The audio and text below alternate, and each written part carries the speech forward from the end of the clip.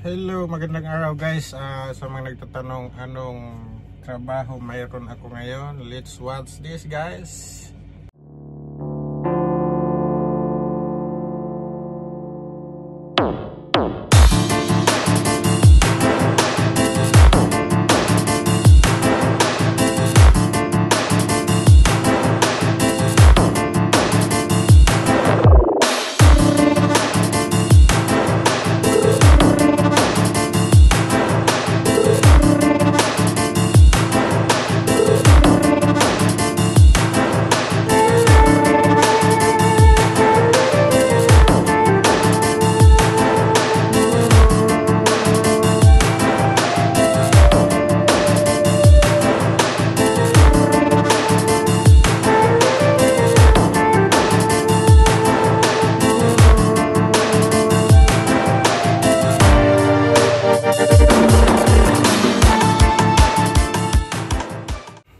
So ito yun guys, ang ginagawa ko sa araw-araw. Ayan, mag sit up ng kalso.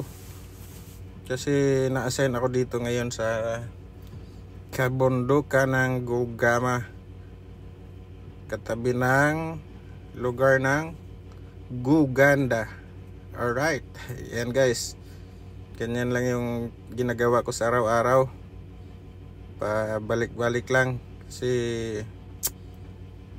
kailangan saka ito yung ikinabubuhay ng pamilya ko. So medyo mahirap siya guys, madumi, pero at least nag-i-enjoy naman ako guys. Sa edad ko ngayon is ang ganitong trabaho is no problem, kaya laban yan. Kung makikita nyo yung kalso na yan, napakabigat nyan guys.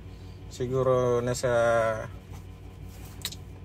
hindi ko lang masabi diretso, pero parang yung bigat niya nasa 20 kilos ang isa. Mabigat kasi mga bago-bago pa tong kalso ko guys. Hindi siya yung yung matagal na siyempre pag matagal na, di ba, magaan na siya.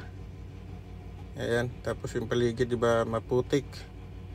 So okay lang yan guys, kaysa naman dati halos ganito din naman yung trabaho namin sa bukid dati. Kaya hindi nabago sa akin ang madumihan. At mahalaga niyan guys, nag-i-enjoy, kumikita, at siyempre sideline, nagba-vlog. So ayan, ganyan ang aking trabaho sa araw-araw.